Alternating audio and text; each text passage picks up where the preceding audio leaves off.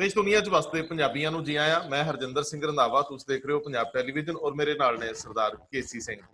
ਭਾਰਤ ਚੀਨ ਰਿਸ਼ਤਿਆਂ ਦੇ ਵਿੱਚ ਕੁੜੱਤਣ ਸਿਖਰ ਤੇ ਪਹੁੰਚ ਗਈ ਹੈ ਔਰ ਇਹਨਾਂ ਰਿਸ਼ਤਿਆਂ ਨੂੰ ਪਰਿਭਾਸ਼ਿਤ ਕਰਨ ਲਈ ਜੇਕਰ ਪੰਜਾਬੀ ਬੋਲਣ ਵਾਲੇ ਕੋ ਸਭ ਤੋਂ ਬਿਹਤਰੀਨ ਸ਼ਖਸ ਨੇ ਤੇ ਉਹ ਸਰਦਾਰ ਕੇਸੀ ਸਿੰਘ ਨੇ। ਕੇਸੀ ਸਿੰਘ ਵੱਖ-ਵੱਖ ਦੇਸ਼ਾਂ 'ਚ ਭਾਰਤ ਦੇ ਸਫੀਰ ਰਹੇ, ਲੇਕਿਨ ਅੰਤਰਰਾਸ਼ਟਰੀ ਮਾਮਲਿਆਂ ਦੇ ਵਿੱਚ ਇਹਨਾਂ ਦੀ ਡੂੰਘੀ ਸਮਝ ਹੈ। ਔਰ ਆਓ ਇਹਨਾਂ ਤੋਂ ਜਾਣਦੇ ਹਾਂ ਕਿ ਇਹ ਸਾਰਾ ਘਟਨਾਕ੍ਰਮ ਹੈ ਕਿ ਹੁਣ ਗੱਲ ਕਿੱਥੇ ਪਹੁੰਚੀ ਹੈ। ਸਰਦਾਰ ਸਾਹਿਬ ਜੀ ਆਇਆਂ ਤੁਹਾਨੂੰ। ਸਤਿ ਸ਼੍ਰੀ ਅਕਾਲ ਜੀ, ਬੜੀ ਖੁਸ਼ੀ ਹੈ। ਅੱਛਾ, ਮੈਨੂੰ ਇਹ ਦੱਸਿਓ ਕਿ ਹੁਣ ਹਾਲਾਤ ਕੀ ਨੇ ਜਦੋਂ ਸਾਡੇ ਕਾਫੀ ਜਵਾਨ ਸ਼ਹੀਦ ਹੋ ਗਏ, ਪੰਜਾਬ ਦੇ ਵੀ ਕੁਝ ਲੋਕ ਨੇ, ਔਰ ਇਸ ਵੇਲੇ ਕੀ ਸਥਿਤੀ, ਤਾਜ਼ਾ ਸਥਿਤੀ ਮੈਂ ਤੁਹਾਡੇ ਤੋਂ ਜਾਣਨਾ ਚਾਹੂੰਗਾ।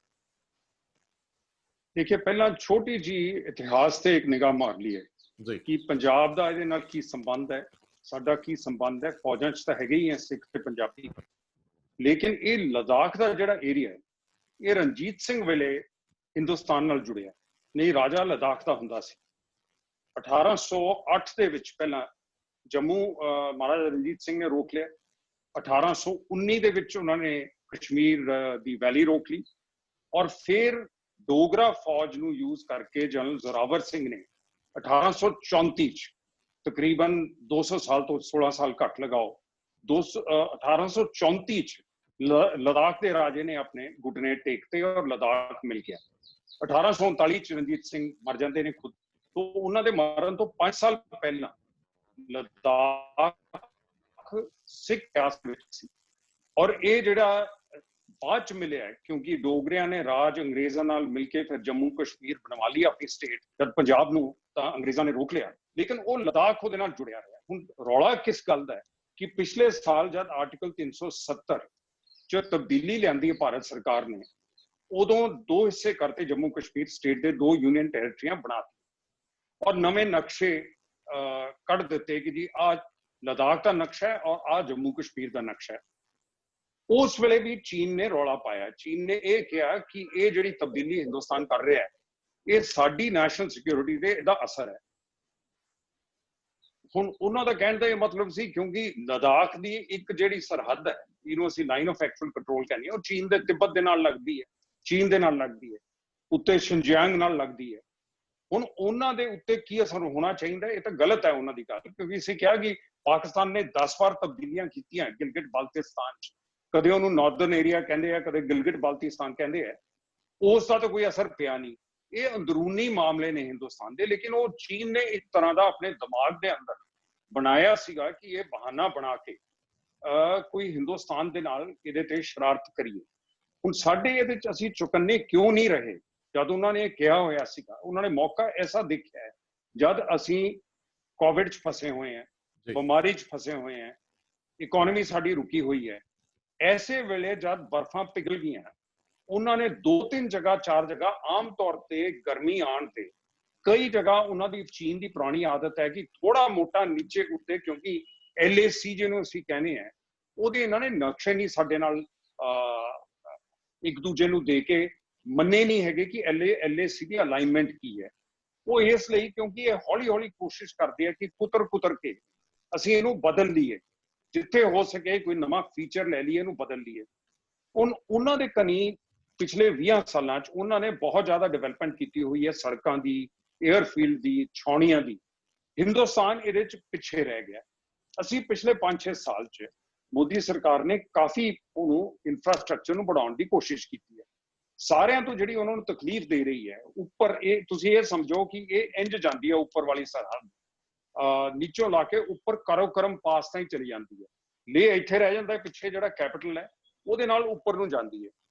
हुण ओह असीं थल्लियों ला के दौलत बेग ओल्डी कहंदे आ उहनूं, DOB, वो बिल्कुल काराकोरम पास दे नाल है। एक हाईवे हिंदुस्तान ने बनाई है जिहड़ी इत्थों उपर ताईं जाती है। कई जगह वो लाइन ऑफ एक्चुअल कंट्रोल दे नेड़े आ जाती है। जिथे पंगा कर रहे ने हुण चीनी, उत्थे जिहड़ी जिहनूं असीं कहने हैं गलवान वैली, वो गलवान वैली नेड़े आ जाती है। तो इस बार गलवान के अंदर आए है 2-3 चीज़ां हिंदुस्तान ने देखियां। एक तो ये नवीं जगह इन्होंने लभ लिया जिहदे च कि पुराना कोई ऐसा मसला नहीं सी जो चीन ने कदे उठाया होवे कि जी ये एरिया साडा है। गलवान च पहला नहीं आए हो, गलवान च सिर्फ 1962 च आए, फिर आपे छड्ड के चले गए। ਇਹ ਨਵੀਂ ਜਗ੍ਹਾ ਆਏ ਨੇ, ਜ਼ਿਆਦਾ ਫੌਜਾਂ ਲੈ ਕੇ ਆਏ ਨੇ। ਸੋ ਇਸ ਕਰਕੇ ਨਵੀਂ ਚੀਜ਼ ਇਹਨਾਂ ਨੇ ਕੀਤੀ ਹੈ ਕਿ ਇਹ ਸਿਰਫ ਪੁੱਤਰਨ ਦੀ ਕੋਸ਼ਿਸ਼ ਨਹੀਂ ਕਰ ਰਹੇ, ਇਹ ਤਬਦੀਲੀ ਬਦਲਣ ਦੀ ਕੋਸ਼ਿਸ਼ ਕਰ ਰਹੇ ਹੈ, ਜਿਹਦੇ ਨਾਲ ਜਿਓ ਸਟ੍ਰੈਟੇਜਿਕ ਉਹਨਾਂ ਦੀ ਐਸੀ ਜਗ੍ਹਾ ਕੰਟਰੋਲ ਹੋ ਜਾਏ ਜਿੱਥੋਂ ਕਿ ਜਿਹੜੀ ਸੜਕ ਅਸੀਂ ਬਣਾ ਰਹੇ ਹਾਂ ਉਹ ਸੜਕ ਤੇ ਉਹਨਾਂ ਦਾ ਉੱਤੋਂ ਦੇਖ ਕੇ ਕੰਟਰੋਲ ਰਹੇ, ਉਹ ਗੋਰਾਬਾਰੀ ਕਰ ਸਕਣ, ਉਹਦੇ ਚ ਇੰਟਰਫੇਅਰ ਕਰ ਸਕਣ। ਹੁਣ ਇਹ ਸੋਚਣ ਦੀ ਗੱਲ ਇਹ ਸੀਗੀ ਕਿ ਇਹ ਛੋਟੀ ਕੋਸ਼ਿਸ਼ ਕਰ ਰਿਹਾ ਬਦਲਣ ਦੀ, ਵੱਡੀ ਕਰ ਰਹੇ ਹੈ, ਜਾਂ ਇਹ ਜਿਹੜੀ ਦੋ ਉੱਭਰਦੀਆਂ ਤਾਕਤਾਂ ਦੇ ਵਿੱਚ ਹਮੇਸ਼ਾ ਇਤਿਹਾਸਿਕ ਦੇਖਿਆ ਜਾਂਦਾ ਹੈ ਕਿ ਦੋ ਵੱਧਦੀਆਂ ਹੋਈਆਂ ਤਾਕਤਾਂ ਜੇ ਹੋਣ, ਜਿਵੇਂ ਜਰਮਨੀ ਦੀ 2 ਵਾਰ ਵਰਲਡ ਵਾਰ ਚ ਲੜਾਈ ਹੋਈ, ਜਿਹੜੀਆਂ ਐਸਟੈਬਲਿਸ਼ ਤਾਕਤਾਂ ਹੁੰਦੀਆਂ ਉਹ ਕੋਸ਼ਿਸ਼ ਕਰਦੀਆਂ ਨਵੀਂ ਤਾਕਤ ਨਾ। ਤੇ ਹਿੰਦੁਸਤਾਨ ਤੇ ਚੀਨ ਦੋ ਵੱਡੀਆਂ ਤਾਕਤਾਂ ਹੈਗੀਆਂ, ਤੇ ਚੀਨ ਦੀ ਕੋਸ਼ਿਸ਼ ਰਹੀ ਹੈ ਪਿਛਲੇ 40-50 ਸਾਲ ਤੋਂ ਪਾਕਿਸਤਾਨ ਨੂੰ ਨਿਊਕਲੀਅਰ ਬੰਬ ਦੇਤਾ, ਦੂਜੇ ਇੱਧਰ ਚੁੰਡੀ ਵੱਡੀ, ਹੁਣ ਨੇਪਾਲ ਚ ਚੁੰਡੀ ਵੱਢ ਰਹੇ ਹੈ, ਫਿਰ ਮਿਆਂਮਾਰ ਚ ਕਰ ਲਿਆ, ਫਿਰ ਸ਼੍ਰੀਲੰਕਾ ਚ ਚਲੇ ਗਏ, ਮਾਲਦੀਵ ਚਲੇ ਗਏ, ਕਿ ਹਿੰਦੁਸਤਾਨ ਨੂੰ ਦੱਖਣੀ ਏਸ਼ੀਆ ਦੇ ਵਿੱਚ ਫਸਾਈ ਰੱਖੀਏ, ਇਹ ਇਦੋਂ ਬਾਹਰ ਨਾ ਨਿਕਲੇ। ਤਾਂ ਕਿ ਜੇ ਹਿੰਦੁਸਤਾਨ ਵੱਧਦਾ ਹੈ, ਸਾਡੀ ਜਿਹੜੀ ਆਬਾਦੀ ਹੈ, ਪੋਪੂਲੇਸ਼ਨ ਹੈ, ਐਵਰੇਜ ਉਮਰ ਘੱਟ ਹੈ ਹੁਣ ਚੀਨ ਚ, ਕਿਉਂਕਿ ਉਹਨਾਂ ਨੇ ਇੱਕ ਬੱਚਾ ਕਰ ਦਿੱਤਾ ਸੀ, ਇੱਕ ਬੱਚੇ ਤੋਂ ਜ਼ਿਆਦਾ ਨਹੀਂ ਹੋ ਸਕਦਾ। ਉਹਨਾਂ ਦੀ ਜਿਹੜੀ ਆਬਾਦੀ ਇਸ ਵੇਲੇ ਹੈ ਉਹ ਹੌਲੀ ਹੌਲੀ ਪ੍ਰੋਡਕਟਿਵ ਏਜ ਦੀ ਜਿਹੜੇ ਕੰਮ ਕਰਨ ਵਾਲੇ ਬੰਦੇ ਹੈ ਉਹ ਆਬਾਦੀ ਘਟ ਜਾਏਗੀ। ਸੋ ਇਸ ਕਰਕੇ ਜੇ ਕੋਈ ਤਾਕਤ ਉਹਨਾਂ ਦਾ ਮੁਕਾਬਲਾ ਕਰ ਸਕਦੀ ਹੈ ਉਹ ਹੈ ਹਿੰਦੁਸਤਾਨ। ਸੋ ਉਹ ਕੋਸ਼ਿਸ਼ ਇਹ ਕਰਨਗੇ ਕਿ ਸਾਡੇ ਗਿੱਚੀ ਦੇ ਉੱਤੇ ਆਪਣਾ ਪੈਰ ਰੱਖਣ ਦੀ ਕੋਸ਼ਿਸ਼ ਕਰਨ। ਇਹ ਕੋਸ਼ਿਸ਼ ਹੈ, ਇਹ ਤਾਂ ਸਟ੍ਰੈਟੇਜਿਕ ਲੈਵਲ ਤੇ ਹੈ। ਲੋਕਲ ਲੈਵਲ ਤੇ ਮੈਂ ਤੁਹਾਨੂੰ ਦੱਸਿਆ ਕਿ ਉਹ ਬਦਲਣਾ ਚਾਹੁੰਦੇ ਹੈ, ਇਹੀ ਜੀ ਜਗ੍ਹਾ ਤੇ ਉਹ ਅਸੀਂ ਕੰਟਰੋਲ ਕਰ ਲਈਏ ਜਿੱਥੋਂ ਹਿੰਦੁਸਤਾਨ ਜਿਹੜਾ ਇਨਫਰਾਸਟ੍ਰਕਚਰ ਬਣਾ ਰਿਹਾ ਹੈ ਉਹ ਨਾ ਬਣੇ। ਅੱਛਾ, ਇਹ ਇਰਾਦਾ ਉਹਨਾਂ ਦਾ ਕੀ ਹੈ? ਜੇ ਅਸੀਂ ਕੋਵਿਡ ਨੂੰ ਲੈ ਕੇ ਗੱਲ ਕਰਦੇ ਹਾਂ ਤੇ ਅਮਰੀਕਾ ਬਾਰ-ਬਾਰ ਇਲਜ਼ਾਮ ਲਾਉਂਦਾ ਰਿਹਾ ਕਿ ਇਹ ਚਾਈਨਾ ਦੀ ਸ਼ਰਾਰਤ ਸੀ, ਫਿਰ ਇਹਨਾਂ ਨੇ ਸਮਾਂ ਰਹਿੰਦਿਆਂ ਸਾਨੂੰ ਇਨਫੋਰਮੇਸ਼ਨ ਨਹੀਂ ਦਿੱਤੀ, ਫਿਰ WHO ਦੇ ਉੱਤੇ ਵੀ ਅਮਰੀਕਨ ਸਦਰ ਨੇ ਸਵਾਲ ਉਠਾਏ, ਬੜੇ ਉਹਨਾਂ ਨੇ ਉਹਨਾਂ ਦੀ ਜਿਹੜੀ ਏਡ ਸੀ ਬੰਦ ਕਰਤੀ, ਗ੍ਰਾਂਟ ਦੇਣੀ ਬੰਦ ਕਰਤੀ, ਔਰ ਇਹ ਕਿਹਾ ਕਿ ਉਹ ਚਾਈਨਾ ਦਾ ਪੱਖ ਪੂਰ ਰਹੇ ਆ, ਚਾਈਨਾ ਦੇ ਨਾਲ ਖੜਦੇ ਆ। ਸਾਰੇ ਸਵਾਲ ਜਿਹੜੇ ਆ ਇਹ ਦੋ ਵੱਡੀਆਂ ਮਹਾਸ਼ਕਤੀਆਂ ਦੀ ਲੜਾਈ ਦੇ ਵਿੱਚੋਂ ਜਿਹੜਾ ਇਹ ਖਿੱਤਾ ਹੈ ਜਿਹਦੇ ਵਿੱਚ ਅਮਰੀਕਾ ਨੂੰ ਥੋੜਾ ਜਿਹੀ ਸਪੋਰਟ ਇੰਡੀਆ ਵੱਲੋਂ ਮਿਲਦੀ ਆ, ਕਿਤੇ ਉਸ ਨਜ਼ਰੀਏ ਤੋਂ ਤਾਂ ਨਹੀਂ ਇਹ ਸਾਰਾ ਕੁਝ, ਜਾਂ ਸਾਡੇ ਜਿਹੜੇ ਆਪਣੇ ਪਰਸਨਲ ਰਿਸ਼ਤੇ ਆ ਚਾਈਨਾ ਨਾਲ ਭਾਰਤ ਦੇ, ਇਹਦੇ ਵਿੱਚ ਵੀ ਕੋਈ ਰਣਨੀਤਿਕ ਤੌਰ ਤੇ ਪਿਛਲੇ ਸਮੇਂ ਦੇ ਵਿੱਚ ਅਸੀਂ ਉਕਾਈਆਂ ਕਰ ਗਏ, ਜਿੱਥੇ ਜਿੱਥੇ ਸਾਨੂੰ ਡਿਵੈਲਪਮੈਂਟ ਦੀ ਲੋੜ ਸੀ, ਜਿਹੜੇ ਰਿਸ਼ਤੇ ਸਾਨੂੰ ਖੁਸ਼ਗਵਾਰ ਰੱਖਣੇ ਚਾਹੀਦੇ ਸੀ ਇੱਕ ਦੂਜੇ ਨਾਲ, ਉੱਥੇ ਕੋਈ ਘਾਟ ਆਈ, ਜਾਂ ਜਿਹੜੀਆਂ ਹੁਣ ਤਾਜ਼ਾ ਡਿਵੈਲਪਮੈਂਟਸ ਨੇ ਅੰਤਰਰਾਸ਼ਟਰੀ, ਉਹਦੇ ਨਜ਼ਰੀਏ ਨਾਲ ਭਾਰਤ ਨੂੰ ਇਹ ਥੋੜਾ ਸਨੱਬ ਕਰਨਾ ਚਾਹੁੰਦਾ ਹੈ ਚਾਈਨਾ, ਤਾਂ ਕਿ ਇਹ ਨਾ ਹੋਵੇ ਕਿ ਅਮਰੀਕਾ ਭਾਰਤ ਦੀ ਆੜ ਦੇ ਵਿੱਚ ਚਾਈਨਾ ਦੇ ਉੱਤੇ ਕੋਈ ਪ੍ਰੈਸ਼ਰ ਬਿਲਡ ਕਰ ਲੇ। ਦੇਖੋ, ਬਾਰਡਰ ਨੂੰ ਸਟੇਬਿਲਿਟੀ ਬਣਾਉਣ ਲਈ 3 ਐਗਰੀਮੈਂਟ ਹੈਗੇ ਸਾਡੇ। 1993 ਚ ਹੋਇਆ, 1996 ਚ ਹੋਇਆ, 2013 ਚ ਹੋਇਆ। ਉਹਨੂੰ ਕਹਿੰਦੇ ਆ ਪੀਸ ਐਂਡ ਟ੍ਰੈਂਕੁਇਲਿਟੀ ਕਿਵੇਂ ਰੱਖਣੀ ਹੈ। ਉਹਦੇ ਚ ਇਹ ਹੈ ਕਿ ਜੇ LAC ਦੇ ਬਾਰੇ ਕੋਈ ਤੁਹਾਡੀ ਆਪਸ ਚ ਅੰਤਰ ਭਾਵ ਹੈ ਉਹ ਤੁਸੀਂ ਬੈਠ ਕੇ ਸੁਝਾਅ ਕਰੋਗੇ, ਤੁਸੀਂ ਇਹ ਨਹੀਂ ਕਿ ਧੱਕਾ ਮੁੱਕੀ ਕਰੋਗੇ। ਇਹਨਾਂ ਨੇ ਸ਼ਰਾਰਤ ਕੀ ਕੀਤੀ ਹੈ ਕਿ ਉਹ 3 ਐਗਰੀਮੈਂਟ ਦੇ ਵਿੱਚ ਲਿਖਿਆ ਸੀ ਗੋਲੀ ਨਹੀਂ ਚਲਾਵਾਂਗੇ। तो इस करके तुसीं सुनिया होना जिहड़ा इन्हां ने कल कीता है, दो पहला भी कीता है जी, ये डंडियां दे उत्ते मेखां ला के पत्थर दीयां चीज़ां पत्थर मारदे ने। सो एक तरह नाल ये कह रहे हैं कि जिहड़ी असीं संधियां कीतियां होईयां सी उहदे मुताबिक चल रहे हैं, असीं गोली नहीं चलाई। हुण गोली नहीं चलाई ते तुसीं पथराव करना शुरू कर दो, उच्ची थां बैठे हो, फिर डंडे लैके जिहदे च मेखां लाइयां होण ਉਹ ਲਾ ਕੇ ਤੁਸੀਂ 100 ਬੰਦਾ 15 20 30 ਬੰਦਿਆਂ ਨੂੰ ਕੁੱਟਣਾ ਸ਼ੁਰੂ ਕਰ ਦੋ, ਉਹ ਤਾਂ ਗੋਲੀ ਨਾਲੋਂ ਵੀ ਮਾੜਾ ਜੀ। ਸੋ ਇਸ ਕਰਕੇ ਚੀਨੀ ਇੱਕ ਤਾਂ ਨਹੀਂ ਬੱਚਾਪਨ ਕਿਸ ਤਰੀਕੇ ਦਾ ਕਰ ਰਹੇ ਹੈ। ਹੁਣ ਇਹਨਾਂ ਦੀ ਸੋਚ ਕੀ ਹੈਗੀ? ਹਾਂ, ਇਹ ਜ਼ਰੂਰ ਹੈ ਕਿਉਂਕਿ ਇੱਕ ਨਵਾਂ ਗਰੁੱਪ ਬਣ ਰਿਹਾ ਹੈ ਏਸ਼ੀਆ ਦੇ ਅੰਦਰ, ਕੁਆਡ ਕਹਿੰਦੇ ਆ, ਜਾਪਾਨ, ਆਸਟ੍ਰੇਲੀਆ, ਇੰਡੀਆ ਤੇ ਅਮਰੀਕਾ। ਅਮਰੀਕਾ ਦੇ ਵੀ ਅਸੀਂ ਨੇੜੇ ਗਏ ਹਾਂ, ਅਮਰੀਕਾ ਵੀ ਇੰਟਰਸਟਡ ਹੈ ਸਾਡੇ ਨਾਲ ਦੋਸਤੀ ਵਧਾਉਣ ਦਾ, ਕਿਉਂਕਿ ਉਹ ਆਪਣੇ ਆਪ ਨੂੰ ਪਿੱਛੇ ਹਟਾ ਰਹੇ ਨੇ ਏਸ਼ੀਆ ਦੇ ਵਿੱਚੋਂ। ਉਹ ਕਹਿ ਰਹੇ ਏਸ਼ੀਆ ਦੇ ਜਿਹੜੇ ਦੇਸ਼ ਹੈ, ਪ੍ਰੈਜ਼ੀਡੈਂਟ ਟਰੰਪ ਦਾ ਇਹ ਹੈ ਕਿ ਮੈਂ ਇੰਨੀਆਂ ਜ਼ਿਆਦਾ ਸਮੁੰਦਰੀ ਜਹਾਜ਼ ਤੇ ਇੰਨੀ ਜ਼ਿਆਦਾ ਆਪਣੀਆਂ ਫੌਜਾਂ ਏਸ਼ੀਆ ਦੇ ਵਿੱਚ ਨਹੀਂ ਰੱਖਣੀ ਹੈ, ਜੇ ਚੀਨ ਨੂੰ ਬੈਲੈਂਸ ਕਰਨਾ ਹੈ, ਤਰਾਜੂ ਦੇ ਵਿੱਚ ਲਿਆਉਣਾ ਹੈ, ਸੰਤੁਲਨ ਚ ਲਿਆਉਣਾ ਹੈ, ਤੇ ਤੁਸੀਂ ਜਿਹੜੇ ਲੋਕਲ ਸ਼ਕਤੀ ਹੈ, ਜਾਪਾਨ ਹੋਇਆ, ਆਸਟ੍ਰੇਲੀਆ ਹੋਇਆ, ਇੰਡੀਆ ਹੋਇਆ, ਤੁਸੀਂ ਅੱਗੇ ਲੱਗੋ। ਹੁਣ ਉਹਦੇ ਚ ਰੌਲਾ ਕੀ ਰਹਿੰਦਾ ਕਿ ਅਮਰੀਕਾ ਦਾ ਪਤਾ ਨਹੀਂ ਚੱਲਦਾ, ਤੁਸੀਂ ਪੰਗਾ ਲੈ ਲਓ ਚੀਨ ਦੇ ਨਾਲ, ਔਰ ਅਮਰੀਕਾ ਜਾ ਕੇ ਆਪਣੀ ਉਹਨਾਂ ਨਾਲ ਸੁਲ੍ਹਾ ਕਰ ਲੇ, ਕਿਉਂਕਿ ਕੱਲ ਨੂੰ ਉਹਨਾਂ ਦੇ ਟ੍ਰੇਡ ਦੇ ਜੋ ਡਿਫਰੈਂਸਸ ਹੈ ਉਹ ਉਹਦੇ ਚ ਕੋਈ ਚੀਨ ਉਹਨਾਂ ਨੂੰ ਐਸੀ ਚੀਜ਼ ਦੇ ਦੇ ਜਿਹਦੇ ਨਾਲ ਉਹ ਮੰਨ ਜਾਣ। ਲੱਗਦਾ ਇਹ ਸੀ ਹੁਣ ਤਾਈਂ। ਹੁਣ ਇਹ ਨਹੀਂ ਪਤਾ ਕਿ ਟਰੰਪ ਹਾਰ ਜਾਂਦੇ ਨੇ, ਦੂਜਾ ਪ੍ਰੈਜ਼ੀਡੈਂਟ ਆ ਜਾਂਦਾ ਇਸ ਸਾਲ, ਤਾਂ ਫਿਰ ਅੱਗੇ ਕਿਧਰ ਵਧ। ਲੇਕਿਨ ਹੁਣ ਇਸ ਵੇਲੇ ਲੱਗ ਰਿਹਾ ਕਿ ਜਿਹੜੀ ਤਣਾਅ ਹੈ ਅਮਰੀਕਾ ਤੇ ਚੀਨ ਦੇ ਵਿੱਚ ਕੋਵਿਡ ਦੇ ਬਾਅਦ, ਕਿਉਂਕਿ ਕੋਵਿਡ ਦੇ ਉੱਤੇ ਪ੍ਰੈਜ਼ੀਡੈਂਟ ਟਰੰਪ ਨੇ ਇਹਨੂੰ ਕਿਹਾ ਹੀ ਚੀਨੀ ਵਾਇਰਸ ਹੈ। ਚੀਨ ਵਾਲੇ ਬੜੇ ਰੋਏ ਉਸ ਤੇ ਕਿ ਇਹ ਤੁਸੀਂ ਚੀਨ ਦਾ ਵੁਹਾਨ ਕਿਉਂ ਕਹਿ ਰਹੇ ਹੋ, ਵੁਹਾਨ ਵਾਇਰਸ ਕਿਉਂ ਕਹਿ ਰਹੇ ਹੋ। ਫਿਰ ਉਹਨੇ WHO ਚੋਂ ਆਪਣੇ ਪੈਸੇ ਵਾਪਸ ਕਰਤੇ ਦੇਣੇ। ਉਹਨਾਂ ਨੇ ਕਿਹਾ ਉੱਥੋਂ ਦਾ ਜਿਹੜਾ ਡਾਇਰੈਕਟਰ ਜਨਰਲ ਹੈ ਵਰਲਡ ਹੈਲਥ ਆਰਗੇਨਾਈਜੇਸ਼ਨ ਦਾ, ਉਹ ਚੀਨ ਦਾ ਚਮਚਾ ਹੈ, ਚੀਨ ਨੇ ਉਹਨੂੰ ਲਗਾਇਆ ਹੈ। ਉਹ ਚੀਨ ਇਸ ਕਰਕੇ ਜਦ ਉਹ WHO ਨੂੰ ਪਤਾ ਲੱਗ ਗਿਆ ਸੀ, ਜਨਵਰੀ 'ਚ ਪਤਾ ਲੱਗ ਗਿਆ ਸੀ ਕਿ ਇਹ ਵਾਇਰਸ ਫੈਲ ਰਿਹਾ ਹੈ, ਤੇ ਸਾਰੀ ਦੁਨੀਆ ਨੂੰ ਚੁਕੰਨਾ ਕਿਉਂ ਨਹੀਂ ਕੀਤਾ। ਜਾ ਕੇ ਮਾਰਚ 'ਚ ਜਾ ਕੇ ਮਾਰਚ 10 ਨੂੰ WHO ਨੇ ਡਿਕਲੇਅਰ ਕੀਤਾ ਕਿ ਇਹ ਪੈਂਡੇਮਿਕ ਹੈ। ਕਿਉਂਕਿ ਤੁਹਾਨੂੰ ਪਤਾ ਤਾਂ ਜਨਵਰੀ ਦਾ ਸੀਗਾ, 2 ਮਹੀਨੇ ਕਿਉਂ ਤੁਸੀਂ ਖਰਾਬ ਕੀਤੇ ਦੇਸ਼ਾਂ ਦੇ।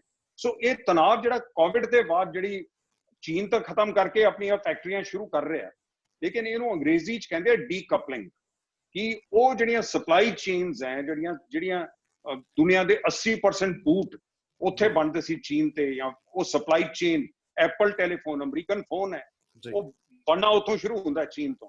ਉਹ ਕਹਿੰਦੇ ਸਪਲਾਈ ਚੇਨਸ ਨੂੰ ਤੋੜਨਗੇ। ਯੂਰਪ ਵੀ ਕਹਿ ਰਿਹਾ ਹੈ, ਅਮਰੀਕਾ ਵੀ ਕਹਿ ਰਿਹਾ ਕਿ ਸਾਡੀ ਟੈਕਨੋਲੋਜੀ ਲਿਆਂਦੇ ਜਾ ਰਹੇ ਹੈ। ਸੋ ਉਹ ਪ੍ਰੈਸ਼ਰ ਵੀ ਹੈ ਚੀਨ ਤੇ। ਉਹ ਕੋਸ਼ਿਸ਼ ਇਹ ਵੀ ਹੋ ਸਕਦਾ ਉਹ ਇਹ ਮੈਸੇਜ ਦੇ ਰਹੇ ਨੇ ਹਿੰਦੁਸਤਾਨ ਨੂੰ, ਤੁਸੀਂ ਇਹ ਦੇਸ਼ਾਂ ਨਾਲ ਨਾ ਰਲੋ। ਲੇਕਿਨ ਉਹਦਾ ਹੁੰਦਾ ਕੀ ਹੈ, ਫਿਰ ਉਹ ਕਹਿੰਦੇ ਸਾਡੇ ਚਮਚੇ ਬਣ ਕੇ ਸਾਡੇ ਨਾਲ ਚੱਲੋ। ਉਹ ਇਹ ਨਹੀਂ ਮੰਨਣਗੇ ਤੁਸੀਂ ਉਹਨਾਂ ਦੇ ਬਰਾਬਰ ਹੋ। ਉਹ ਕਹਿੰਦੇ ਸਰਦਾਰੀ ਸਿਰਫ ਇੱਕ ਬੰਦੇ ਦੀ ਹੋਏਗੀ, ਇੱਕ ਦੇਸ਼ ਦੀ ਹੋਏਗੀ ਏਸ਼ੀਆ ਦੇ ਵਿੱਚ, ਉਹ ਹੈ ਚੀਨ। ਕਿਉਂਕਿ 2 ਸਾਲ ਤੋਂ ਪਹਿਲਾਂ ਕਈ ਹਜ਼ਾਰ ਸਾਲ ਉਹ ਇੰਜ ਸੀਗਾ ਜਿਹਨੂੰ ਉਹ ਕਹਿੰਦੇ ਆ ਮਿਡਲ ਹੈਵਨ ਹੈਗਾ। ਸਾਰੇ ਦੇਸ਼ ਜਿਹੜੇ ਹੈ ਉਹ ਆ ਕੇ ਬੀਜਿੰਗ 'ਚ ਮੱਥਾ ਟੇਕਣ। ਹੁਣ ਇਹ ਚੀਨ ਦੀ ਜਿਹੜੀ ਸੋਚ ਹੈ, ਪ੍ਰੈਜ਼ੀਡੈਂਟ ਸ਼ੀ 2013 ਦੇ ਪ੍ਰੈਜ਼ੀਡੈਂਟ ਬਣੇ ਨੇ, ਉਦੋਂ ਦਾ ਤਣਾਅ ਵਧਿਆ ਹੈ।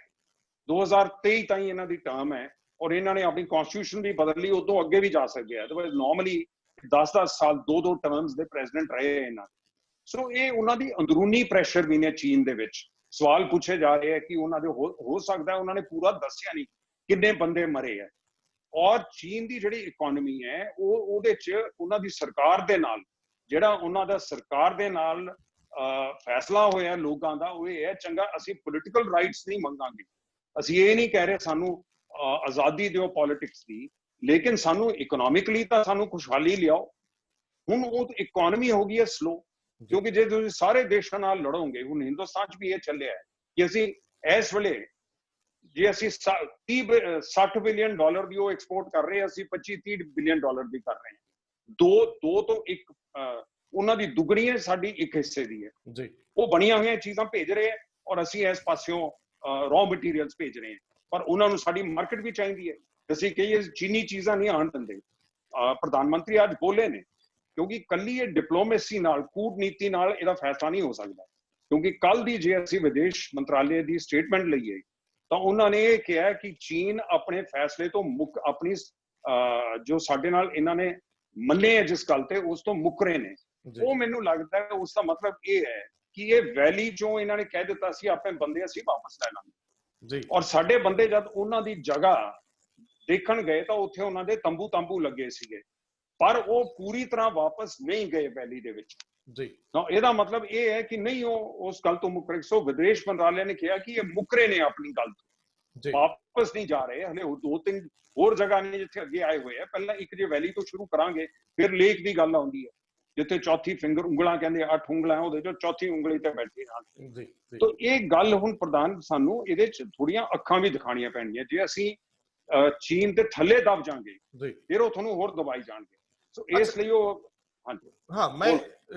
ਮੇਰਾ ਸਵਾਲ ਇਹ ਸੀਗਾ, ਕਿਉਂਕਿ ਤੁਸੀਂ ਨਜ਼ਰ ਬਣਾਈ ਰੱਖਦੇ ਹੋ ਅੰਤਰਰਾਸ਼ਟਰੀ ਮਾਮਲਿਆਂ ਤੇ, ਤੁਸੀਂ ਵੱਡੇ ਜਿਹੜੇ ਅੰਗਰੇਜ਼ੀ ਦੇ ਚੈਨਲ ਆ, ਮੈਂ ਉਹਨਾਂ ਤੇ ਤੁਹਾਨੂੰ ਅਕਸਰ ਸੁਣਦਾ ਹੈ, ਵੱਡੀਆਂ ਡਿਬੇਟਸ ਦਾ ਹਿੱਸਾ ਹੁੰਦੇ ਹੋ ਜਿਹਦੇ ਵਿੱਚ ਆਰਮੀ ਆਫੀਸਰਸ ਔਰ ਜਿਹੜੇ ਵਿਦੇਸ਼ ਮਾਮਲਿਆਂ ਦੇ ਮਾਹਿਰ, ਉਹਨਾਂ ਨਾਲ ਤੁਹਾਡੀ ਜਿਹੜੀ ਉਹਨਾਂ 'ਚ ਸ਼ੁਮਾਰ ਹੁੰਦੇ ਹੋ। ਮੈਨੂੰ ਇਹ ਦੱਸੋ ਕਿ 2014 ਤੋਂ ਬਾਅਦ ਸਾਡੇ ਪ੍ਰਧਾਨ ਮੰਤਰੀ ਨੂੰ ਜਾਣਿਆ ਜਾ ਰਿਹਾ ਵਿਦੇਸ਼ ਨੀਤੀ ਕਰਕੇ, ਵਿਦੇਸ਼ ਦੌਰਿਆਂ ਕਰਕੇ, ਔਰ ਇਹ ਪ੍ਰਚਾਰਿਆ ਵੀ ਗਿਆ ਪਿਛਲੀ ਇਲੈਕਸ਼ਨ ਤੇ ਉਸ ਤੋਂ ਵੀ ਪਹਿਲਾਂ ਕਿ ਪ੍ਰਧਾਨ ਮੰਤਰੀ ਨਰਿੰਦਰ ਮੋਦੀ ਨੇ ਬਾਕੀ ਦੇਸ਼ਾਂ ਨਾਲ ਸੰਬੰਧਾਂ ਨੂੰ ਲੈ ਕੇ ਕੂਟਨੀਤਿਕ ਪ੍ਰਾਪਤੀਆਂ ਕੀਤੀਆਂ ਨੇ, ਔਰ ਬਹੁਤ ਸਾਰੇ ਉਹ ਆਪਣੇ ਜੇਬ ਦੇ ਵਿੱਚ ਪ੍ਰਾਪਤੀਆਂ ਰੱਖਦੇ ਆ। ਇਹ ਚਾਈਨਾ ਦੇ ਸਦਰ ਨਾਲ 2 ਵਾਰ ਮੇਰੇ ਖਿਆਲ, ਇੱਕ ਤਾਂ ਉਹ ਉੱਥੇ ਗੁਜਰਾਤ ਦੇ ਵਿੱਚ ਵੀ ਲੰਬਾ ਸਮਾਂ ਬੈਠਦੇ ਰਹੇ, ਫਿਰ ਉਹ ਪ੍ਰਚਾਰ ਵੀ ਬੜਾ ਹੋਇਆ। ਆਖਰ ਕਮੀ ਤੁਹਾਨੂੰ ਕਿੱਥੇ ਲੱਗਦੀ ਰਹਿ ਗਈ ਕਿ ਜਿਹੜੀਆਂ ਉਹ ਰਸਮੀ ਮੁਲਾਕਾਤਾਂ ਸੀ ਉਹ ਰਸਮ ਤੋਂ ਵੱਧ ਨਾ ਵਧੀਆਂ? ਇਹ ਸਾਡੇ ਰਿਸ਼ਤੇ ਖਰਾਬ ਕਿੱਥੋਂ ਚੱਲਦੇ ਪਏ ਆ? ਇਹ ਤੁਹਾਨੂੰ ਕੀ ਲੱਗਦਾ, ਤੁਸੀਂ ਜਿਹੜੀ ਬਰੀਕ ਨਜ਼ਰ ਅੰਦਰ ਦੀ ਗੱਲ ਤੁਹਾਨੂੰ ਲੱਗਦੀ ਆ ਕਿ ਸਭ ਦਿਖਾਵਾ ਸੀ? ਇਹਦਾ ਮਤਲਬ ਹੈ ਕਿ ਉਹ ਸਾਨੂੰ ਸਮਝਦੇ ਕੁਝ ਨਹੀਂ, ਜਾਂ ਸਾਡੀ ਜਿਹੜੀ ਤਾਕਤ ਆ ਕਿਸੇ ਪੱਧਰ ਤੇ ਉਹਨਾਂ ਨਾਲੋਂ ਘੱਟ ਹੈ? ਜੇ ਸਾਡੇ ਬੰਦੇ ਉਹ ਮਾਰ ਦਿੰਦੇ ਆ, ਸ਼ਹੀਦ ਕਰ ਦਿੰਦੇ ਆ, ਤੇ ਉਸ ਤੋਂ ਬਾਅਦ ਅਸੀਂ ਹੱਥ ਧਰ ਕੇ ਬਹਿ ਜਾਂਦੇ ਆ, ਤੇ ਅਗਲੀ ਵਾਰੀ ਤਾਂ ਉਹ ਹੋਰ ਵੱਡਾ ਨੁਕਸਾਨ ਕਰਨਗੇ। ਅੰਤਰਰਾਸ਼ਟਰੀ ਲੈਵਲ ਤੇ ਸਾਨੂੰ ਹਮੇਸ਼ਾ ਨੀਵਾਂ ਵਿਖਾਉਣਗੇ। ਪਾਕਿਸਤਾਨ ਨੂੰ ਲੈ ਕੇ ਉਹਨਾਂ ਦੀ ਅਪਰੋਚ ਹੋਰ ਤਰ੍ਹਾਂ ਦੀ ਹੈ। ਇੰਡੀਆ ਪ੍ਰੈਸ਼ਰ 'ਚ ਰਹੂਗਾ। ਪ੍ਰਧਾਨ ਮੰਤਰੀ ਦਾ ਜਿਹੜਾ 56 ਇੰਚ ਦਾ ਸੀਨਾ ਹੈ, ਇੱਕ ਵਾਰੀ ਫਿਰ ਨਜ਼ਰ ਆਊਗਾ। ਦੇਖੋ, ਕੱਲ ਰਾਤ ਮੈਂ ਇੱਕ ਟੀਵੀ ਡਿਬੇਟ ਤੇ ਗਿਆ, ਫਿਰ ਮੈਂ ਉਹ ਚੋਂ ਹਟ ਗਿਆ ਕਿਉਂਕਿ ਉਹ ਤੂੰ ਮੈਂ ਕਰਨੀ ਸ਼ੁਰੂ ਕਰ ਲਈ। ਉੱਥੇ ਰੂਡੀ ਜੀ, ਜਿਹੜੇ ਇਹਨਾਂ ਦੇ ਪੁਰਾਣੇ ਮਿਨਿਸਟਰ ਬੀਜੇਪੀ ਦੇ, ਉਹ ਇੱਕ ਤੁਸੀਂ ਦੇਖਦੇ ਹੋਵੋਗੇ ਬੜਾ ਭੜਕਾਊ ਪ੍ਰਚਾਰ ਕਰਦੇ ਨੇ। ਜਨਰਲ ਬਖਸ਼ੀ, ਮੇਜਰ ਜਨਰਲ ਜੀ.ਡੀ. ਬਖਸ਼ੀ, ਜਿਹੜੇ ਕਿ ਚੀਨ ਤੇ ਬੜੇ ਸਖਤ ਬਿਆਨ ਦਿੰਦੇ ਨੇ। ਉਹਨਾਂ ਦੀ ਟੋਨ ਵੀ ਬੜੀ ਉੱਚੀ ਹੁੰਦੀ ਆ ਔਰ ਉਹ ਲਹਿਜਾ ਵੀ। ਹਾਂ, ਉਹਨਾਂ ਨੂੰ ਰੂਡੀ ਸਾਹਿਬ ਕਹਿੰਦੇ ਐ। ਉਹ ਕਿਉਂਕਿ ਕੱਲ ਉਹ ਵੀ ਨਾਰਾਜ਼ ਸੀ ਕਿ ਚੀਨ ਤੇ ਉਹੀ ਰਵੱਈਆ ਦਿਖਾਓ ਜੋ ਪਾਕਿਸਤਾਨ ਦੇ ਦਿਖਾਉਂਦੇ ਹੋ। ਤਾਂ ਰੂਡੀ ਸਾਹਿਬ ਜਿਹੜੇ ਮਿਨਿਸਟਰ ਰਹੇ ਨੇ ਬੀਜੇਪੀ ਦੇ, ਉਹਨੂੰ ਕਹਿਣ ਲੱਗੇ, ਉਹ ਜਨਰਲ ਬਖਸ਼ੀ, ਇਹ ਪਾਕਿਸਤਾਨ ਨਹੀਂ ਹੈ, ਇਹ ਚੀਨ ਹੈ। ਤਾਂ ਉਹਦਾ ਅੰਦਾਜ਼ਾ ਕੀ ਹੋਇਆ? ਇਹਦਾ ਮਤਲਬ ਤੁਸੀਂ ਆਪਣਾ ਜਿਹੜਾ ਭੜਕਾਊ ਪ੍ਰਚਾਰ ਹੈ ਉਹ ਦੇਸ਼ ਦੇਖ ਕੇ ਕਰਦੇ। ਉਹ ਫਿਰ ਮੇਰੇ ਖਿਆਲ ਇਸ ਚੀਜ਼ 'ਚ ਬੀਜੇਪੀ ਕੱਲ ਥੋੜਾ ਠੰਡਾ ਰੱਖਣਾ ਚਾਹੁੰਦੀ ਸੀ। ਫਿਰ ਉਹਨਾਂ ਨੇ ਦੇਖਿਆ ਕਿ ਪਬਲਿਕ ਓਪੀਨੀਅਨ ਬਹੁਤ ਭੜਕਿਆ ਇਸ ਚੀਜ਼। ਮੇਰੀ ਇੱਕ ਟਵੀਟ ਸੀਗੀ ਕੱਲ, ਜਿਹਦੇ ਤੇ ਮੈਂ ਕਿਹਾ ਕਿ ਮੈਂ ਚੈਨਲ ਤੋਂ ਉੱਠ ਕੇ ਜਾ ਰਿਹਾ, ਕਿਉਂਕਿ ਜਿਸ ਤਰੀਕਾਂ ਦੇ ਇੱਕ ਮੇਨ ਇੰਗਲਿਸ਼ ਚੈਨਲ ਹੈ, ਮੈਂ ਕਿਹਾ ਸਿਰਫ ਇੱਕ ਬੰਦੇ ਨੂੰ ਇਹ ਕੁੱਟਣ ਲੱਗੇ ਹੋਏ ਹੈ, ਜਿਹਨੇ ਦੋ ਬੰਦੇ ਨੇ, ਕਰਨਲ ਸ਼ੁਕਲਾ ਔਰ ਜਨਰਲ ਪਨਾਗ, ਇਹ ਦੋਨਾਂ ਨੇ ਆਰਟੀਕਲ ਵੀ ਲਿਖੇ ਨੇ। ਇਹ ਸਾਰਿਆਂ ਤੋਂ ਜ਼ਿਆਦਾ ਕਹਿ ਰਿਹਾ ਕਿ ਉੱਥੇ ਹਾਲਾਤ ਠੀਕ ਨਹੀਂ ਹੈ। ਇਹ ਕਹਿ ਰਹੇ ਤੁਸੀਂ ਜੀ ਫੌਜ ਨੂੰ ਕਮਜ਼ੋਰ ਕਰਦੇ ਹੋ। ਤੁਸੀਂ ਕਿਵੇਂ ਦੱਸਦੇ ਹੋ? ਹੁਣ ਸਰਕਾਰ ਦੱਸੇ ਨਾ, ਫੌਜ ਦੱਸੇ ਨਾ। ਅੱਛਾ, ਪਬਲਿਕ ਨੂੰ ਫਿਰ ਕਿੰਨਾ ਕੁਛ ਤੱਕ ਦੱਸਣਾ ਚਾਹੀਦਾ ਪਬਲਿਕ ਨੂੰ ਕਿ ਇਹ ਹਾਲਾਤ ਕੀ ਹੈ। ਅੱਛਾ, ਉਹ ਜਦ ਇੱਕਦਮ ਵਿਗੜ ਗਏ, ਪਹਿਲਾਂ ਸਵੇਰੇ ਕਿਹਾ ਜੀ ਸਿਰਫ ਇੱਕ ਸੀਓ ਸਾਹਿਬ ਮਰ ਗਏ ਔਰ 2 ਬੰਦੇ ਮਰੇ, ਰਾਤ ਤਾਈਂ ਉਹ ਨੰਬਰ ਨਫਰੀ ਵੱਧ ਕੇ 20 ਦੀ ਹੋਗੀ। ਹੁਣ ਫਿਰ ਇਹ ਸੋਚਣ ਚਾਹੁੰਦਾ ਹੈ ਕਿ ਵੀ ਇਹ ਤੁਸੀਂ ਟਾਈਮ ਸਿਰ ਖਬਰ ਦੇਣੀ ਚਾਹੀਦੀ ਹੈ। ਇਹ 2020 ਹੈ, ਇਹ 1920 ਨਹੀਂ ਹੈ ਜੀ ਕਿ ਅੱਜ ਦੀ ਖਬਰ ਚੱਲੇਗੀ ਤਾਂ ਉਹ ਪਤਾ ਨਹੀਂ ਮਹੀਨੇ ਬਾਅਦ ਪਹੁੰਚੇਗੀ ਅੰਮ੍ਰਿਤਸਰ। ਇਹ ਤਾਂ ਮਿੰਟਾਂ ਸਕਿੰਟਾਂ 'ਚ ਸੋਸ਼ਲ ਮੀਡੀਆ ਦੇ ਉੱਤੇ ਅੱਗੇ ਤੋਂ ਅੱਗੇ ਪਤਾ ਲੱਗ ਜਾਂਦਾ। ਉਹ ਮੈਂ ਜਿਹੜੀ ਟਵੀਟ ਕੀਤੀ, ਮੇਰੀ ਟਵੀਟ ਤਾਂ ਕਦੇ ਇੰਜ ਨਹੀਂ ਹੋਇਆ। 14 ਲੱਖ ਬੰਦਿਆਂ ਕੋਲ ਗਈ ਹੈ ਉਹ। ਅੱਛਾ, 14 ਲੱਖ 1.4 ਮਿਲੀਅਨ ਇੰਪ੍ਰੈਸ਼ਨ ਜਿਹਨੂੰ ਕਹਿੰਦੇ, ਜਦ ਮੈਂ ਉਹ ਦੇਖਿਆ। ਮੇਰੇ ਕੋਈ 2,500 ਫਾਲੋਅਰ ਉਹ ਕੱਲ ਸ਼ਾਮ ਤੋਂ ਲਾ ਕੇ ਅੱਜ ਤਾਈਂ ਵੱਧ ਗਏ ਨੇ ਜੀ। ਸੋ ਇਸ ਕਰਕੇ ਇਹ ਬੀਜੇਪੀ ਨੇ ਅੱਜ ਅਹਿਸਾਸ ਕੀਤਾ, ਔਰ ਫਿਰ ਸੋਨੀਆ ਗਾਂਧੀ ਜੀ ਔਰ ਉਹਨਾਂ ਦੇ ਬੇਟੇ ਨੇ ਉਹ ਵੀ ਬੋਲੇ ਕਿ ਪ੍ਰਧਾਨ ਮੰਤਰੀ ਦੱਸਣ ਇਹ ਕੀ ਹੋ ਰਿਹਾ ਹੈ ਜੀ। ਮੈਨੂੰ ਲੱਗਦਾ ਸਾਡਾ ਸੰਪਰਕ ਟੁੱਟ ਗਿਆ। ਅੰਤਰਰਾਸ਼ਟਰੀ ਮਾਮਲਿਆਂ ਦੇ ਉੱਤੇ ਸਰਦਾਰ ਕੇਸੀ ਸਿੰਘ ਦੀ ਬੜੀ ਵੱਡੀ ਪਕੜ ਹੈ, ਔਰ ਅਸੀਂ ਅਕਸਰ ਜਦੋਂ ਗੱਲ ਕਰਦੇ ਹਾਂ ਕਿ ਭਾਰਤ ਆਪਣੇ ਗੁਆਂਢੀ ਮੁਲਕਾਂ ਨਾਲ ਕਿਹੋ ਜਿਹੇ ਰਿਸ਼ਤਿਆਂ 'ਚ ਰਵੇ, ਉਹਦੇ ਵਿੱਚ ਸਾਡੇ ਡਿਪਲੋਮੈਟਿਕ ਉਹਨਾਂ ਦਾ ਬੜਾ ਵੱਡਾ ਰੋਲ ਹੁੰਦਾ। ਸਾਡੇ ਰਾਜਨੀਤੀਵਾਨਾਂ ਨੂੰ ਸਲਾਹ ਦੇਣ ਵਾਲੇ ਇਹੀ ਲੋਕ ਨੇ। ਲੇਕਿਨ ਇਸ ਵੇਲੇ ਜਿਸ ਤਰ੍ਹਾਂ ਦੇ ਇਕਨੋਮੀ ਦੇ ਹਾਲਾਤ ਨੇ, ਜਿਸ ਤਰੀਕੇ ਨਾਲ ਅਸੀਂ ਜੂਝ ਰਹੇ ਹਾਂ ਬਿਮਾਰੀ ਨਾਲ, ਉਸ ਵੇਲੇ ਅਸੀਂ ਕਿਸੇ 2 ਮਹਾਂਸ਼ਕਤੀਆਂ ਦੇ ਯੁੱਧ 'ਚ ਪਿਸ ਨਹੀਂ ਸਕਦੇ। ਇਹਦਾ ਮਤਲਬ ਇਹ ਵੀ ਨਹੀਂ ਕਿ ਸਾਨੂੰ ਕੋਈ ਅੱਖਾਂ ਵਿਖਾਵੇ, ਸਾਨੂੰ ਕੋਈ ਡਰਾਉਣ ਦੀ ਕੋਸ਼ਿਸ਼ ਕਰੇ। ਸਾਨੂੰ ਉਹ ਸਾਰੇ ਮਾਪਦੰਡ ਲੈਣੇ ਚਾਹੀਦੇ ਆ, ਅਪਣਾਉਣੇ ਚਾਹੀਦੇ ਆ ਜਿਹੜੇ ਇਸ ਲਈ ਜ਼ਰੂਰੀ ਨੇ। ਔਰ ਮੇਰਾ ਖਿਆਲ ਦੇਸ਼ ਦੇ ਪੱਧਰ ਤੇ ਸਾਰੀਆਂ ਚੀਜ਼ਾਂ ਹੋ ਰਹੀਆਂ ਹੋਣਗੀਆਂ। ਪ੍ਰਧਾਨ ਮੰਤਰੀ ਜਾਂ ਉਹਨਾਂ ਦੀ ਬਾਕੀ ਟੀਮ ਲੱਗੀ ਹੋਏਗੀ। ਇਸ ਮੌਕੇ ਤੇ ਪੂਰਾ ਦੇਸ਼ ਉਹਨਾਂ ਦੇ ਨਾਲ ਹੈ। ਜਿਹੜੇ ਸ਼ਹੀਦ ਹੋ ਗਏ, ਜਿਹੜੇ ਆਪਣੀ ਡਿਊਟੀ ਦੌਰਾਨ ਆਪਣੀਆਂ ਸ਼ਹਾਦਤਾਂ ਦੇ ਗਏ, ਉਹਨਾਂ ਸਾਰਿਆਂ ਲਈ ਅਰਦਾਸ ਹੈ, ਔਰ ਹਰ ਬੰਦਾ ਆਪਣੇ ਪੱਧਰ ਤੇ ਉਹਨਾਂ ਨੂੰ ਸ਼ਰਧਾਂਜਲੀ ਦੇ ਰਿਹਾ। ਅਸੀਂ ਵੀ ਉਹਦੇ 'ਚ ਸ਼ਾਮਲ ਹੈ। ਲੇਕਿਨ ਫਿਰ ਸਵਾਲ ਉੱਠਦਾ ਹੈ ਕਿ ਸਮਾਂ ਰਹਿੰਦਿਆਂ ਅਸੀਂ ਆਪਣੇ ਸਾਰੇ ਮਸਲੇ ਜਿਹੜੇ ਆ ਉਹਨਾਂ ਨੂੰ ਕਿਉਂ ਨਹੀਂ ਦੇਖਦੇ। ਮੈਨੂੰ ਲੱਗਦਾ ਸਾਡੇ ਨਾਲ ਸਰਦਾਰ ਕੇਸੀ ਸਿੰਘ ਪਹੁੰਚ ਗਿਆ ਮੁੜ ਕੇ। ਮੈਂ ਯਤਨ ਕਰਦਾ ਉਹਨਾਂ ਨੂੰ ਮੈਂ ਨਾਲ ਲੈ ਲਵਾਂ। ਸੋ ਸਰਦਾਰ ਕੇਸੀ ਸਿੰਘ ਫਿਰ ਸਾਡੇ ਨਾਲ ਸ਼ਾਮਲ ਹੋਏ ਆ। ਤੁਸੀਂ ਸੁਣ ਪਾ ਰਹੇ ਨਾ ਜੀ? ਇਹ ਅਸੀਂ ਰੈਗੂਲਰ ਚੱਲਦੇ ਪਏ ਆ ਜੀ ਇਹਦੇ। ਨਹੀਂ ਜੀ, ਉਹ ਨੀਚੋਂ ਫੋਨ ਕਰਤਾ ਨਾ ਬੰਦੇ ਨੇ, ਉਹ ਪ੍ਰੋਬਲਮ ਹੋ ਗਈ। ਅੱਛਾ, ਕੋਈ ਨਹੀਂ ਜੀ, ਤੁਸੀਂ ਗੱਲ ਕਰ ਰਹੇ ਸੀ। ਹਾਂ ਜੀ, ਮੈਂ ਕਹਿ ਰਿਹਾ ਸੀਗਾ ਕਿ ਇਸ ਕਰਕੇ ਪ੍ਰਧਾਨ ਮੰਤਰੀ ਨੂੰ ਅੱਜ ਬੋਲਣਾ ਪਿਆ ਟੈਲੀਵਿਜ਼ਨ ਤੇ, ਜਦਕਿ ਪ੍ਰਧਾਨ ਮੰਤਰੀ ਨੂੰ ਪਹਿਲੇ ਮੇਰੇ ਖਿਆਲ ਇਹਨਾਂ ਦੀ ਸੋਚ ਇਹ ਸੀਗੀ ਕਿ ਜੇ ਉਹਦੇ 'ਚ ਇਹ ਰਹਿੰਦਾ ਕਿ ਜ਼ਿਆਦਾ ਜਲਦੀ ਬੋਲ ਲੈਂਦੇ, ਜ਼ਿਆਦਾ ਭੜਕਾਊ ਪ੍ਰਚਾਰ ਟੀਵੀ ਤੇ ਹੋ ਜਾਂਦਾ, ਫਿਰ ਚੀਨ ਹੋਰ ਆਕੜ ਸਕਦਾ ਸੀ। ਫਿਰ ਉਹ ਜਿਹੜੀ ਕੂਟਨੀਤੀ ਹੁੰਦੀ ਹੈ, ਇੱਕ ਵਿਚਾਰ ਇਹ ਹੁੰਦਾ ਹੈ ਕਿ ਜ਼ਿਆਦਾ ਪਬਲਿਕ ਦੇ ਵਿੱਚ ਜੇ ਪਬਲਿਕ ਓਪੀਨੀਅਨ ਉਹ ਦੋਨੋਂ ਪਾਸੇ ਭੜਕੇਗਾ, ਚੀਨ 'ਚ ਵੀ ਭੜਕੇਗਾ, ਇੱਥੇ ਵੀ ਭੜਕੇਗਾ, ਉਹਨਾਂ ਤੇ ਵੀ ਪ੍ਰੈਸ਼ਰ ਬਣੇਗਾ, ਉਹਨਾਂ ਤੇ ਵੀ ਪ੍ਰੈਸ਼ਰ ਬਣੇਗਾ। ਤਾਂ ਇਸ ਕਰਕੇ ਸੋਚ ਮੇਰੇ ਖਿਆਲ ਇਹ ਸੀ ਕਿ ਥੋੜਾ ਜਿਹਾ ਇਹਨੂੰ ਬਚਾ ਕੇ ਰੱਖੀਏ। ਪਰ ਉਹਨਾਂ ਨੇ ਜਦ ਦੇਖਿਆ ਕਿ ਇੰਨਾ ਨੁਕਸਾਨ 20 ਬੰਦਿਆਂ ਦਾ, ਤੁਸੀਂ ਉਹਨਾਂ ਦੀ ਸ਼ਹਾਦਤ ਹੈਗੀ ਹੈ, ਉਹਨੂੰ ਕਿਵੇਂ ਛੁਪਾ ਕੇ ਰੱਖ ਸਕਦੇ ਹੋ? ਲੋਕ ਤਾਂ ਭੜਕਣਗੇ ਹੀ ਇਸ ਤੇ। ਸੋ ਉਹ ਫਿਰ ਪ੍ਰਧਾਨ ਮੰਤਰੀ ਨੂੰ ਬੋਲਣਾ ਪਿਆ, ਔਰ ਬੋਲਣਾ ਚਾਹੀਦਾ ਵੀ ਹੈ, ਕਿਉਂਕਿ ਜਦ ਤੱਕ ਥੋੜੀਆਂ ਅੱਖਾਂ ਅਸੀਂ ਚੀਨ ਨੂੰ ਨਹੀਂ ਦਿਖਾਵਾਂਗੇ, ਉਦੋਂ ਤਾਂ ਹੀ ਇਹਨਾਂ ਨੇ ਕੂਟਨੀਤੀ ਵੀ ਕੰਮ, ਡਿਪਲੋਮੇਸੀ ਵੀ ਤਾਂ ਹੀ ਕੰਮ ਕਰਦੀ ਹੈ ਜੇ ਉਹਨਾਂ ਨੂੰ ਪਤਾ ਹੋਵੇ ਕਿ ਆਹ ਲਾਲ ਲਾਈਨਾਂ ਹੈਗੀਆਂ, ਇਹਨਾਂ ਨੂੰ ਜੇ ਪਾਰ ਕਰਾਂਗੇ ਫਿਰ ਆਰ ਪਾਰ ਦੀ ਲੜਾਈ ਹੈ। ਉਹ ਵੀ ਲੜਾਈ ਇਸ ਵੇਲੇ ਬਰਦਾਸ਼ਤ ਨਹੀਂ ਕਰ ਸਕਦੀ ਉਹਨਾਂ ਦੀ ਇਕਨੋਮੀ, ਜੋ ਮਰਜ਼ੀ ਉਹ ਕਹਿਣ। ਔਰ ਹਿੰਦੁਸਤਾਨ ਅਰਗੀ ਵੱਡੀ ਮਾਰਕੀਟ ਦੇ ਨਾਲ ਉਹ ਲੜਾਈ ਕਰ ਲੈਣ, ਸਾਰੀ ਚੀਨਾਂ ਚੀਜ਼ਾਂ ਇੱਥੋਂ ਕੱਢਦੀ ਹੈ, ਤਾਂ ਕਿਹਨੂੰ ਵੇਚਣਗੇ ਜਾ ਕੇ? ਉਧਰ ਅਮਰੀਕਾ ਨਾਲ ਕੀਤੀ ਹੋਈ ਹੈ, ਉਧਰ ਯੂਰਪ ਨਾਲ ਕੀਤੀ ਹੋਈ ਹੈ, ਉਧਰ ਹਾਂਗਕਾਂਗ ਨੂੰ ਰੋਕੀ ਫਿਰਦੇ ਹੈ, ਉਧਰ ਜਾਪਾਨ ਨਾਲ ਪੰਗਾ ਲੈ ਰਹੇ ਹੈ, ਕਿਹਦੇ ਨਾਲ ਲੈਣਗੇ ਪੰਗਾ? ਇਸ ਕਰਕੇ ਜੀ ਜੇ ਮੈਂ ਵਾਈਂਡ ਅਪ ਕਰਨ ਤੋਂ ਪਹਿਲਾਂ ਤੁਹਾਨੂੰ ਇਹ ਪੁੱਛਣਾ ਚਾਹੂੰਗਾ ਕਿ ਅਗਲੇ ਦਿਨ ਕਿਹੋ ਜਿਹੇ ਹੋਣ ਵਾਲੇ ਆ, ਜੋ ਹਾਲਾਤ ਨੇ ਜਾਂ ਜੋ ਦੋਨਾਂ ਦੇਸ਼ਾਂ ਦੀਆਂ ਆਪਣੀਆਂ ਆਪਣੀਆਂ ਮੁਸ਼ਕਲਾਂ ਨੇ, ਉਹਦੇ ਮੱਦੇਨਜ਼ਰ ਇਹ ਹੁਣ ਸ਼ਾਂਤਮਈ ਹੋ ਜੂ, ਠੰਡ ਠੰਡੌਲਾ ਹੋ ਜੂ, ਜਾਂ ਇੱਕ ਵਾਰੀ ਇਹਦਾ ਅਜੇ ਪੀਕ, ਇਹਦਾ ਸਿਖਰ ਅਜੇ ਆਉਣਾ ਹੈ? ਤੁਹਾਨੂੰ ਕੀ ਲੱਗਦਾ ਹੈ ਕਿ ਇਹ ਹਾਲਾਤ ਕਿੱਥੇ ਤੱਕ ਜਾ ਕੇ ਮੋੜਾ ਰਹਿਣਗੇ? ਦੇਖੋ 23 ਤਰੀਕ ਨੂੰ ਇੱਕ ਮੀਟਿੰਗ ਹੈ, ਉਹਨੂੰ ਰਿਕ ਕਹਿੰਦੇ ਆ, ਰੂਸ, ਇੰਡੀਆ ਤੇ ਚੀਨ ਦਾ ਗਰੁੱਪ ਹੈ, 3 ਫੋਰਨ ਮਿਨਿਸਟਰਾਂ ਦੀ ਮੀਟਿੰਗ ਹੈ। ਹੁਣ ਉਹ ਅਗਰ ਹਿੰਦੁਸਤਾਨ ਉਹਦੇ ਚ ਕਹਿੰਦਾ ਅਸੀਂ ਨਹੀਂ ਇਹਦੇ ਚ ਹਿੱਸਾ ਲੈਂਦੇ, ਉਹਦੇ ਚ ਰੂਸ ਦੀ ਵੀ ਬੇਇੱਜ਼ਤੀ ਹੈ, ਚੀਨ ਦੀ ਵੀ ਬੇਇੱਜ਼ਤੀ ਹੈ। ਹੁਣ ਰੂਸ ਦਾ ਇਹਦੇ ਚ ਕੀ ਰੋਲ ਹੋ ਸਕਦਾ ਹੈ? ਉਹ ਚੀਨ ਨੂੰ ਸਮਝਾਉਣ, ਜਾਂ ਉਹਨਾਂ ਦੇ ਵੱਖ ਹੋ ਗਏ, ਉਹਨਾਂ ਦੀ ਤਰਫ ਹੋਏ ਨੇ ਉਹ ਬਿਲਕੁਲ, ਫਿਰ ਇਹਨਾਂ ਮੀਟਿੰਗ ਦਾ ਕੋਈ ਫਾਇਦਾ ਨਹੀਂ ਜੀ। ਇਹਦੇ ਬਰਾਬਰ ਡਿਪਲੋਮੇਸੀ ਵੀ ਚੱਲੇਗੀ, ਫੌਜ ਨੂੰ ਵੀ ਤਕੜਾ ਕਰਨਾ ਪਏਗਾ। ਜਿਹੜੀਆਂ ਰਿਪੋਰਟਾਂ ਆ ਰਹੀਆਂ ਕਿ ਅਸੀਂ ਮੂਵਮੈਂਟ ਕਰ ਰਹੇ ਹਾਂ ਫੌਜ ਦੀ ਲੇਹ ਲਦਾਖ ਦੇ ਵਿੱਚ, ਉਹ ਸਾਨੂੰ ਸਰਹੱਦ ਤੇ ਵੀ ਆਪਣੀ ਥੋੜੀ ਤਾਕਤ ਦਿਖਾਣੀ ਪਏਗੀ। ਉਹ ਤਾਕਤ ਵੀ ਹੁਣ ਦੇਖੋ, ਅਮਰੀਕਾ ਨੂੰ ਦੇਖੋ, ਸਾਡੀ ਉਮੀਦ ਸੀਗੀ ਕਿ ਇਸ ਚੀਜ਼ ਤੇ ਅਮਰੀਕਾ ਖੁੱਲ੍ਹੇਆਮ ਆ ਕੇ ਸਾਡੀ ਮਦਦ ਕਰੂਗਾ। ਉਹ ਪ੍ਰੈਜ਼ੀਡੈਂਟ ਟਰੰਪ ਕਹਿ ਰਿਹਾ ਕਿ ਮੈਂ ਤੁਹਾਡੀ ਸੁਲ੍ਹਾ ਕਰਾਵਾਂ। ਅਸੀਂ ਸਰਪੰਚ ਲੱਭ ਰਹੇ ਹਾਂ ਜਾਂ ਦੋਸਤ ਲੱਭ ਰਹੇ ਹਾਂ? ਬਿਲਕੁਲ। ਸੋ ਇਹ ਚੀਨ ਦੀ ਇਹ ਵੀ ਕੋਸ਼ਿਸ਼ ਹੈ ਕਿ ਤੁਸੀਂ ਇਹਨਾਂ ਨਾਲ ਸਾਰਿਆਂ ਨਾਲ ਮਿਲਦੇ ਫਿਰਦੇ ਹੋ, ਇਹਨਾਂ ਨਾਲ ਭੰਗੜਾ ਕਰਦੇ ਫਿਰਦੇ ਹੋ ਅਹਿਮਦਾਬਾਦ ਦੇ ਵਿੱਚ। ਜਦ ਮੈਂ ਤੁਹਾਡੀ ਘੰਟੀ ਨੱਪੂੰਗਾ ਉਦੋਂ ਦੇਖੂੰਗਾ ਇਹ ਆਂਦਾ ਕਿ ਨਹੀਂ ਟਰੰਪ। ਆਇਆ, ਟਰੰਪ ਦੀ ਆਪਣੀ ਪ੍ਰੋਬਲਮ ਹੈ, ਉਹਦੇ ਉੱਤੇ ਡਿਜ਼ੀਜ਼ ਚੱਲ ਰਹੀ ਹੈ, ਉਹਦੀ ਇਲੈਕਸ਼ਨ ਆ ਰਹੀ ਹੈ। ਸੋ ਚੀਨ ਨੇ ਮੌਕਾ ਐਸਾ ਲੱਭਿਆ ਕਿ ਦੇਖੋ ਅਸੀਂ ਬਰਾਬਰ ਦੇਸ਼ ਹੈ, ਇਸ ਵੇਲੇ ਬਚਾਉਣ ਵਾਲਾ ਕੋਈ ਨਹੀਂ ਆਊਗਾ, ਇਹ ਸਿਰਫ ਸਾਡੇ ਵਿੱਚ ਹੀ ਹੈ। ਹੁਣ ਉਹ ਅਸੀਂ ਚੀਨ ਨੂੰ ਸ਼ੋਅ ਕਰਨਾ ਕਿ ਕੋਈ ਫਰਕ ਨਹੀਂ ਪੈਂਦਾ, ਅਸੀਂ ਇਕੱਲੇ ਹਾਂ, ਉਹੀ ਕਾਫੀ ਹੈ, ਅਸੀਂ ਲੱਭ ਨਹੀਂ ਰਹੇ ਕਿਸ ਦਾ।